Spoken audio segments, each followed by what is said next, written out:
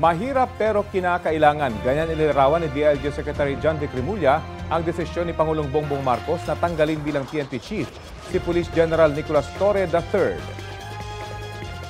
With the recent developments, the President was presented with the facts and he determined that the best course of action is to uphold the role of NAPOCOM as it was intended by law.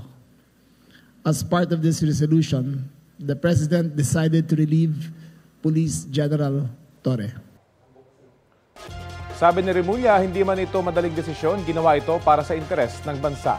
Isa raw ang tangkang pagbalasa ni Torre sa posisyon ng ilang opisyal ng PNP na kalaunay binaligtad ng National Police Commission sa mga naging rason sa desisyon. Nakatuon daw ang Pangulo sa pagkakaroon ng nagkakaisang direksyon ng kanyang buong gabinete.